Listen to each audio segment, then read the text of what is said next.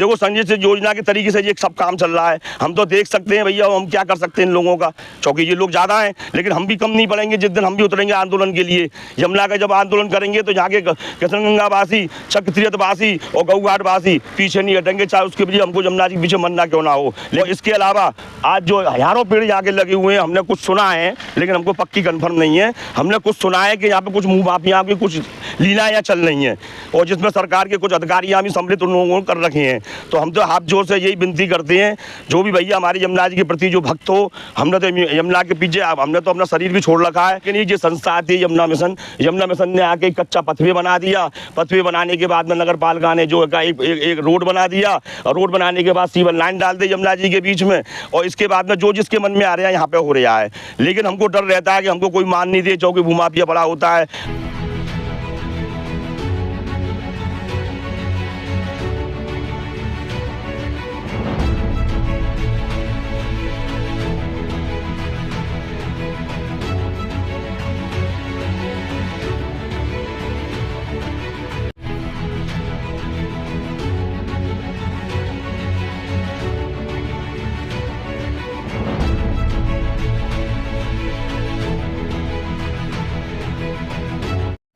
नमस्कार, आप देख रहे हैं अपनी मथुरा न्यूज़। में हूं आपके साथ, मैं प्रतीक चतुर्वेदी। देखिए, इस वक्त मैं मौजूद हूं मथुरा के यमुना मिशन पर। यह यमुना मिशन मथुरा की जो संरक्षित मां यमुना की भूमि है उस पर कब्जा करता दिखाई दे रहा है।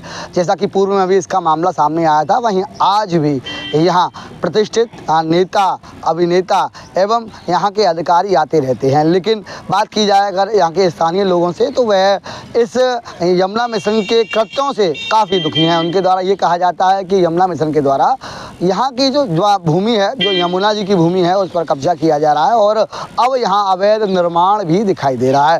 वहीं आज जानेंगे इसी संबंध में वार्ता करने के लिए हमारे साथ में त्रिलोकी व्यास जी मौजूद हैं, जो कि एक प्रमुख समाज सेवी हैं और समाज के बड़े मुद्दे जो कि भूमाफिया से, भूमि से जुड़े हुए मुद्दे हैं, उन पर बात करते नजर आते हैं। पहले भी इनके बयान काफ़ी वायरल हुए हैं और इन्होंने माँ यमुना की भूमि को संरक्षित करने की सरकार से मांग की थी। वहीं एक बार फिर माँ यमुना की भूमि पर कब्जा करता दिखाई दे रहा है, तो ये क्या कहेंगे, जानेंगे इनसे। जी, यमुना मैया की जय। भैया जी, हम तो ये निवेदन ये करना चाहते हैं कि ये हमारे जो 25 घाट हैं यमुना जी के प्रमुख, जिसमें 12 घाट दक्षिण में है और 12 घाट उत्तर में हैं और 25वां घाट जो होगा ये विश्राम घाट है हमारे यहाँ। उसके अलावा दूसरा तीर्थ ये कहलाता है, ये जो किशनगंगा ये घाट है, ये त्रिवेणी संगम है। तो उन्होंने जो है कहा है अपने श्राप की मुक्ति करने के लिए यहाँ ये किशनगंगा जो त्रिवेणी संगम बनाई, जो कि त्रिवेणी संगम एक नदी जो बह के आती थी, जो बामन जी की बगीची है, जिसको आज मसानी नाला कहते हैं। ये हमने अपने बचपन में देखा है, आज से कम से कम 40 साल पहले, 35 साल पहले, कि हमने ये देखा था कि एक नदी तो यूँ आती थी और एक यमुना जी मिलती थी। ये दोनों नदी मिलने के बाद में यहाँ पे एक किशनगंगा संगम बना था और इसके पीछे यमुना जी के जो घाट है, इसके पीछे स्वयं कालंदर महादेव है और 12 पुराण में इनका लेख लिखा हुआ है और 12 पुराण में लिखा है, गर्ग संहिता में लिखा है और यमुना जी की आरती के लास्ट श्लोक में भी लिखा है, ध्रुव पारासरे यमुना तटे। यमुना जी का जो तट और मुखार बिंद है पूरे ब्रजमंडल के अंदर, वो केवल ध्रुव जी के मंदिर से लेकर ये व्यास जी का मंदिर किशनगंगा पे जो बना हुआ है, जिससे सबरे ब्राह्मण से समाज जो है इसको गुरु मानता है, कथावाचकों के गुरु हैं। इन्होंने 18 पुराण, 6 शास्त्र, 4 वेद जिनकी संहिता करी थी और उन सबको यहाँ पर ये कार्यक्रम चला था। लेकिन हमने ये देखा कि यहाँ पे हम कम से कम नहीं तो आज से 15 साल से लगे हुए हैं यमुना की सेवा के लिए। हम ये चाहें कि ये धरोहर है यमुना जी की कैसे भी सुरक्षित रहे और कैसे भी आने वाली पीढ़ी को हम जवाब दे सकें कि भाई हमारे पुरखा ऐसे थे जिन्होंने कब्जा करा दी है जमीन पे और यमुना मिशन ने काफ़ी अपनी मनमानी कर रखी है और भी लोग यहाँ पे आ रहे हैं। अब तो एक और लोगों की भूमाफियाओं को भी यहाँ पर संगठित होते जाते हैं।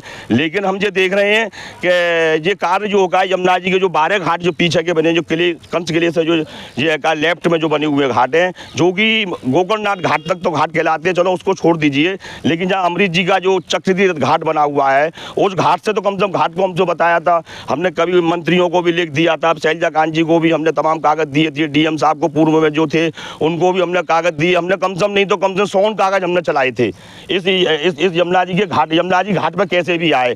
लेकिन ये जो संस्था आती है यमुना मिशन ने आके कच्चा पथवे बना दिया। पथवे बनाने के बाद में नगर पालिका ने जो एक रोड बना दिया और रोड बनाने के बाद सीवर लाइन डाल दी यमुना जी के बीच में और इसके बाद में जो जिसके मन में आ रहा है यहाँ पे हो रहा है।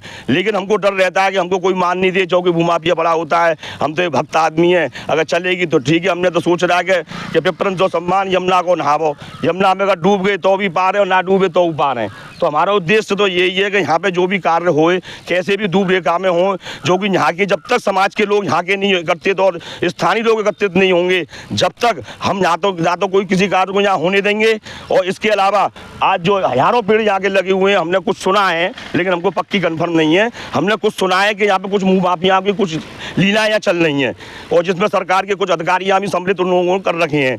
तो हम तो हाथ जोर से यही विनती करते हैं, जो भी भैया हमारी यमुना जी के प्रति जो भक्त हो, हमने तो यमुना के पीछे हमने तो अपना शरीर भी छोड़ रखा है। चाहे आज जो आपसे वार्ता हो रही है, आपने एक प्रमुख मुद्दा यहाँ भूमि पर अधिग्रहण का उठाया। तो किस प्रकार से भूमि पर अधिग्रहण किया जा रहा है और किस प्रकार से घाटों को वंचित रखा जा रहा है? भाई ये बताओ, यहाँ यमुना जी स्वयं बह रही हो, वहाँ पे विशाल गड्ढा छोड़ दिया, यहाँ पे 5 बच्चे पूर्व में किशनगंगा पे डूब के मर गए आज से 6-7 साल पहले। हमने तमाम कागज चलाए लेकिन आज तक इस गड्ढे की कोई सुनवाई नहीं हुई। तो क्या किशनगंगा घाट पे माँ यमुना बहती थी पहले? अरे हमेशा यमुना, आज भी यमुना किशनगंगा घाट पे आएगी। वो तो अपने स्वरूप में अपने स्थान पे तो आज भी हर साल पहुंचती है। सावन के भादों के महीने में आप आ जाइए, अब तो घाटों को भी पार कर गई थी। अभी 4-5 महीने सावन भादों में यमुना जी आई थी, लेकिन यमुना जी को तो इस संक्षिप्त तरीके से इसको एक कब्जे के रूप में बनाने के रूप में यमुना जी को घाटों से दूर कर दिया। और दूर करने के बाद में इसका जो परिणाम, जो भाव लगता था यमुना के घाटों पे, उससे सब जनता सुरक्षित रहती थी। अब ये भाव के कटान की वजह से किशनगंज, हंसगंज